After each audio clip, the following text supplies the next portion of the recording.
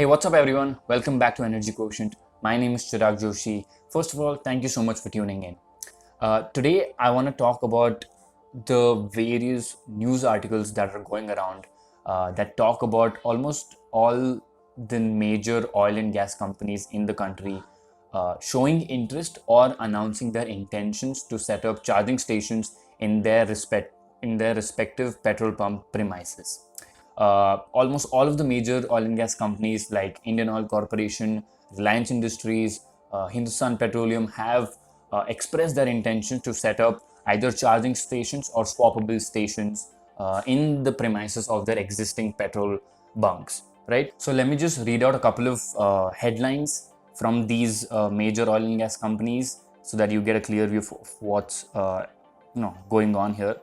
So Reliance Industries Limited has partnered up with British Petroleum to set up EV charging points at its fuel retail outlets. This is from Live Mint. Next is Hindustan Petroleum is planning to set up battery swapping stations to join the EV race, and the full details aren't yet public, but they have announced intentions to set up swappable stations across their petrol pumps.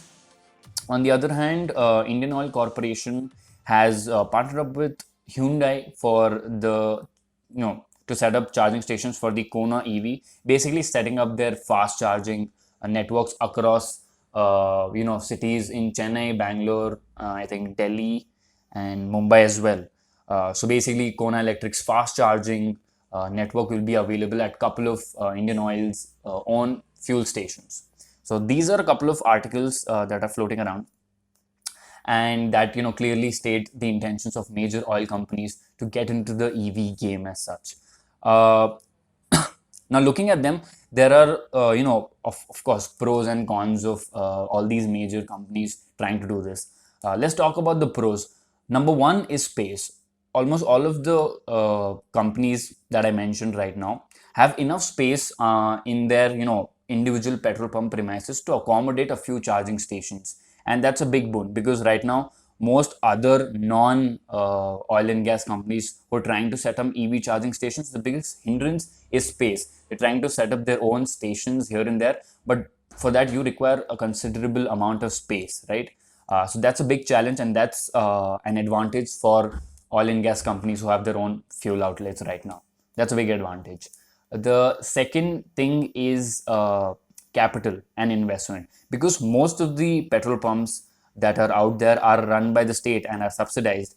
They have the backing of the government, and that means they have enough funds to set up these charging stations in their own premises and really take that initial capital hit in their balance sheets to further the cause of electric vehicles and build the ecosystem. So they really have that monetary resources to set up these charging stations as such, and that again is a big advantage as such.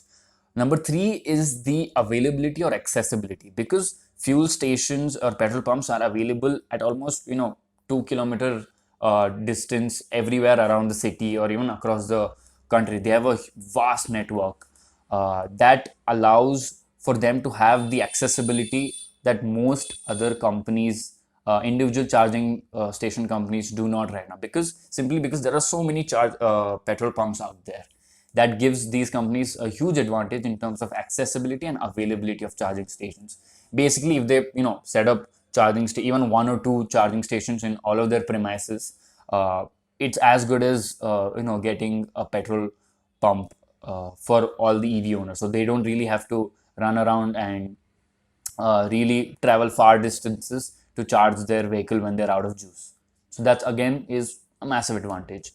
Number four is that because they have all of these resources and the space available and the accessibility and availability and the network throughout the country, that allows them to become some sort of a platform, which is they could open up spaces for other companies to set up charging stations in their premises and boost their business. So that allows these advantages really allow petrol oil and gas companies to have their individual petrol bunk spaces to become some sort of a platform.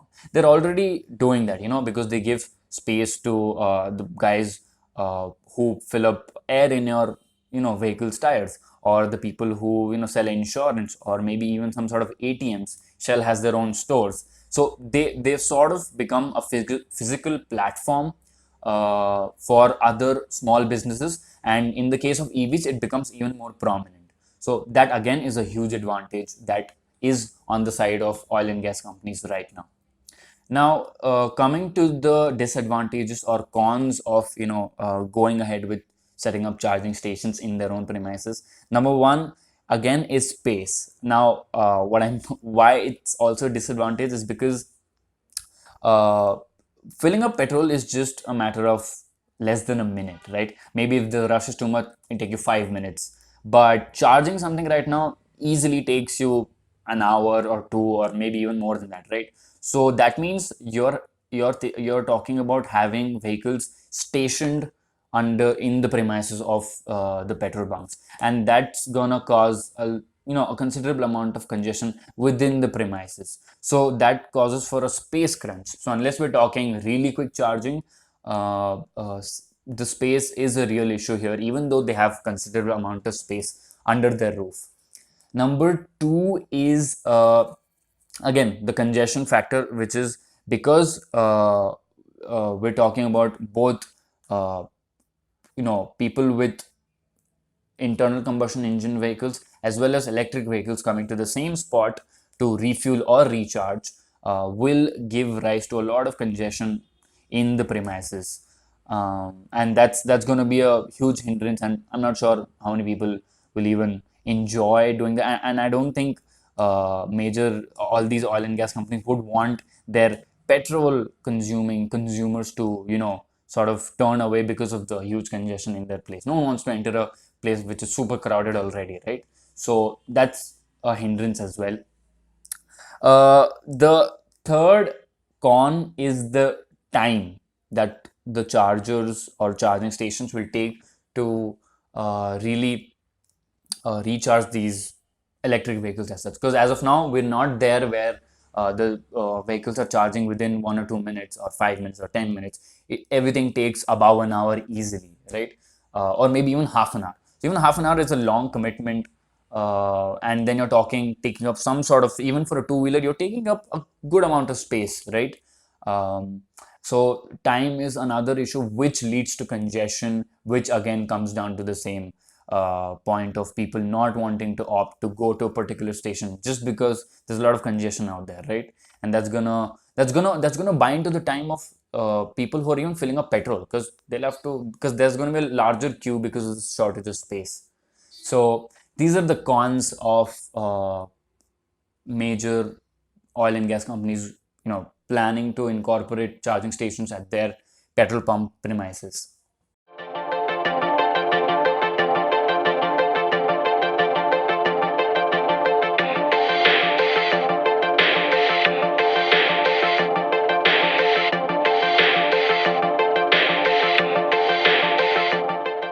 Now that leads us to a very interesting question about what is the future of petrol pumps. Where are they heading? What's happening here? Uh, and I think that we're heading into a world of coexistence of different kinds of technologies in the mobility sector. Basically, we are looking at a future where there won't be any one form of dominant uh, energy source that will propel, that will be used for transportation until how it was right now. But now we're going to be seeing increasingly different kinds of fueling our vehicles. So what I mean by that is we are looking at both uh, internal combustion engines as well as electric vehicles or any other form of renewable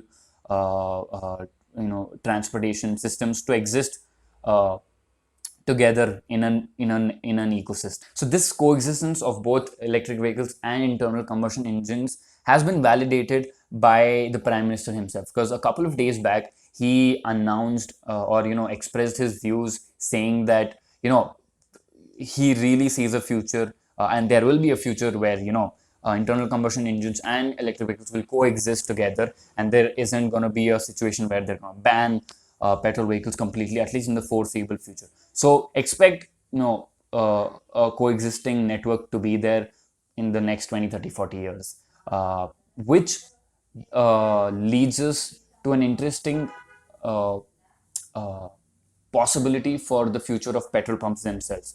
So this is what I think. Because there is going to be a network of coexisting technologies in the mobility sector, these petrol bunks are no longer going to be catering. We're not going to be having individual uh, fuel stations as such. They're like right how we have right now. We have individual stations for petrol, individual stations for CNG, individual charging stations which are popping up right now. But instead, what we're going to be looking at is energy stations as such, which is basically the coexistence of, or there is going to be a petrol station, there's going to be a diesel station, there's going to be CNG, there's going to be electric vehicle chargers, all under the single roof, probably even powered by a solar panel as such. So there's going to be a hybrid network of energy stations that we will see going forward because of the existence of different kinds of technologies together. And that's going to be a really interesting future to look at, and that's also the right way to go about things, because we don't really have space to to pop up different charging stations here and there, because we don't really have space in our cities, right? We can't afford to have literally how many fuel stations we have, all of them equal number, or even half the number of different charging stations popping up in cities. That won't be possible, and that's not a feasible way to go forward. We always believe that the future is going to be more of taking advantage of what's already there, and believe it or not, there's already enough infrastructure to take advantage of and build on it, rather than completely developing from scratch. And that's also a smarter and wiser way to go, because the idea of sustainability isn't to create new, but it's to do more with less, right? So we're looking at, so the idea of having hybrid fuel stations under one roof, all under one roof, is a very interesting and a truly sustainable future for petrol pumps as such, and for the whole transportation network as such. And yeah, that's what I really think, and it's going to be really exciting to imagine a place where you're going and you have a host of different fuel stations there. If you want petrol, you have petrol. You have electric vehicle chargers. You have hydrogen fuel. Yeah, if there's anything new coming up, there's all of it under one roof, and yeah, we'll be referring to them as energy stations rather than gas stations or petrol pumps or anything else, right? So yeah, this is a little something that I wanted to convey, that we thought had a strong chance of coming into the future. So I hope this video gave you a sense of how the future of petrol pumps might look, and hopefully got you a little more excited, gave you a little different perspective. Let me know what you think in the comment section below. I'd love to jump in and talk to you guys about it. Thank you so much for watching and being part of this community. Let's grow this even forward. Let's have more conversations around the concept of sustainable mobility, and shape the future that we want to live ourselves.